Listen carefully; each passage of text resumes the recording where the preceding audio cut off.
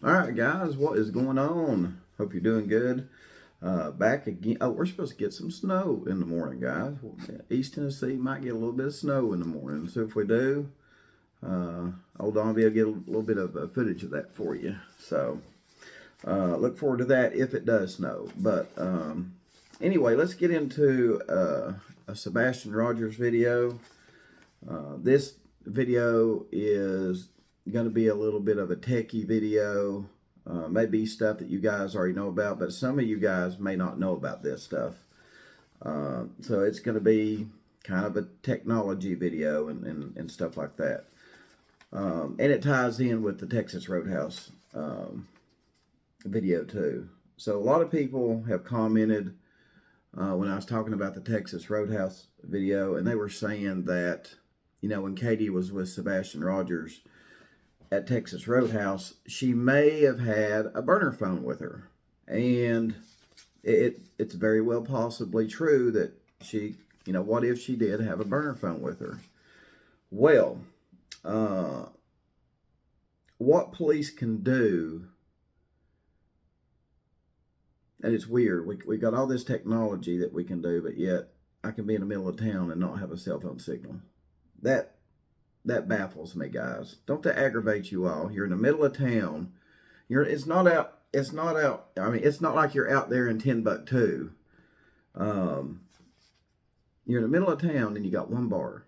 That just aggravates me. I'm just like, it's a 2024. When you're in the middle of a developed city, you should not have just one bar. Anyway, but back to the burner phone stuff. What police can do if Katie was using a burner phone inside Texas Roadhouse or at Texas Roadhouse? They can locate the tower that phone connected to, and this is for you guys that don't know this stuff.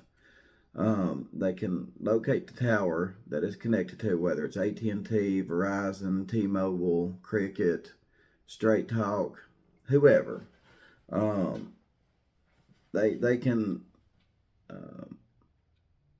find the tower that dummy phone connected to, and they can do what's called a tower dump and get the metadata eventually from the burner phone that Katie was possibly using.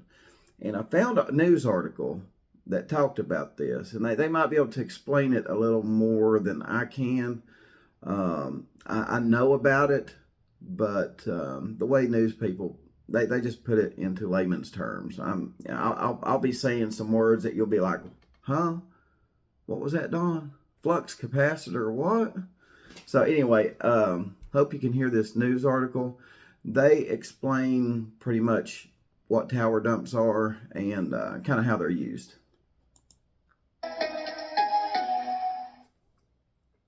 Police call it an investigative tool for the 21st century.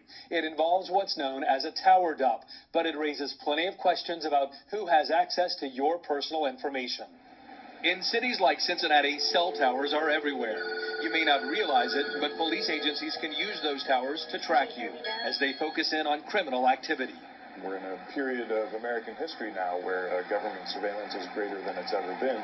Increasingly, police are asking cell phone companies for what are called tower dumps. This is metadata that is captured by your different cell phone providers. If a crime happens downtown, for example, police can ask a cell provider for a list of phones which were active at the time. The goal is to match a suspect's information with cell data, which may link them to the scene of the crime. If we identify a high-profile investigation where we believe capturing that data can help us solve cases in the future, we will do so. But in addition to possibly capturing the cell number of a criminal, tower dumps also capture the phone numbers of thousands of innocent people. The concern of groups like the... All right, so we won't go into that. But basically, how it would work is, let's say, for example, Katie was at Texas Roadhouse from 6 p.m. to 7 p.m., and she was using a burner phone between 6 p.m. and 7 p.m.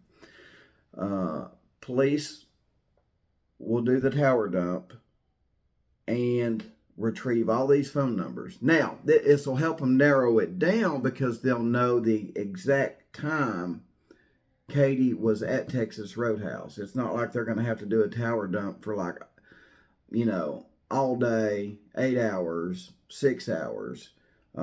Katie was probably at Texas Roadhouse for probably no more than an hour, around an hour, I would say. When we go out to eat, we're roughly there about an hour. You know what I mean? So that will help narrow the time frame down for law enforcement when they do the tower dump looking for phone numbers. Now they're going to have to do they'll have to do each company, like Verizon, AT&T, T-Mobile, that, and then they'll have to get a list of those numbers. But again, it's not going to be very many if, let's say, you're just looking, like if you're doing a tower dump for just a 1 hour period. It's going to be a lot, but it's manageable. It's a lot more manageable than doing a tower dump for a full 8 hours or 24 hours or something like that. So if Katie was at Texas Roadhouse with a burner phone for just like an hour, maybe an hour and a half, they could do a tower dump, get all the phone numbers that was connected to whatever tower that you would connect to at Texas Roadhouse, and then they would get Katie's burner phone number. She would get that cell phone number for that burner phone, and then from there they can get the metadata, like the text messages. Let's say if Katie was mentioning Sebastian in a text message or talking about something suspicious, they're going to pick up on that right away. They're going to be like, okay, that's it right there. We've got this number, 8675309, and their reference, that phone number is referencing Sebastian Rogers. So then they can go from there and do what they need to do to further investigate the situation. Now, tower dumps are just a tool, just like polygraph tests and everything else, right? Forensics, it's just individual tools, but when you put them all together, let's say if you put forensics together, witness statements together, CPS statements, and then you got these, this burner phone with these text messages. You see how all that gets put together in the investigation for prosecution. But it's just, you can't normally probably just use that alone to prosecute somebody. It's probably not going to be enough to prosecute somebody. Like I said, that alone with witness statements, green hoodie guy, let's see here, CPS reports, other activity from other people with other cell phones. The other thing too, they can also do, this just hit me too, not only did they probably do a tower dump near Texas Roadhouse, but they also more than likely done a tower dump on the cell phone towers around 1008 Stafford Road, where Sebastian Rogers lived. And again, they can narrow down the time frame. It's not like they have to do a tower dump from 12 a.m. to 6 a.m. They can, and they probably did, but again, they can narrow it down to when those lights were out there as well, right? So if those lights were out there and people had their cell phones with them, they can also initiate a tower dump around Sebastian's home.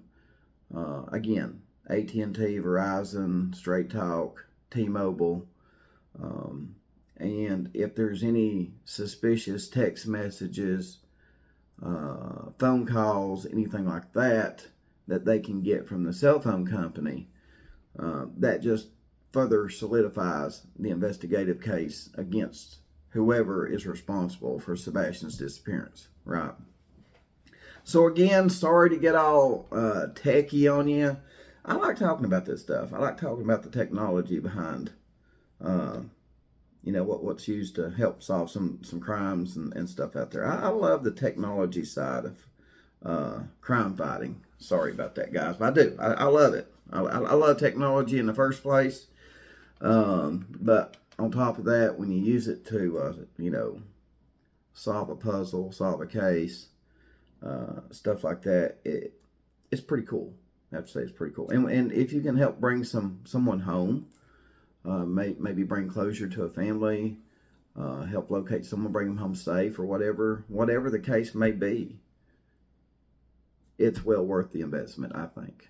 This technology is not cheap, but the thing is, if it helps to find one person, to me, it's been worth it. It's been worth the investment. So anyway, guys, that's what I got for you in the Sebastian Rogers case. I know some people was commenting about, well, hey, word is Katie could have had a burner phone at Texas Roadhouse. Well, she could have, but with the technology that law enforcement has governments, government, whether it's like local government, state government, federal government, they watching you, right? Whether it's our laptops or cell phones or TVs, smart watches. This clock back here is a smart clock, a Google smart clock. There's no telling, guys. There's no telling. Anyway, but again, if it helps to find one person, if it costs $10 million for that technology, to me, it's worth it if they can even find just one person. So anyway, guys, let me know what you think about everything I talked about in the comment section below. And if I need to, I'll make another video tomorrow, and about your comments and stuff like that. So again, guys, thanks for all the support. Appreciate it. Thanks for tuning in, and I'll catch you guys on the next video. Peace out.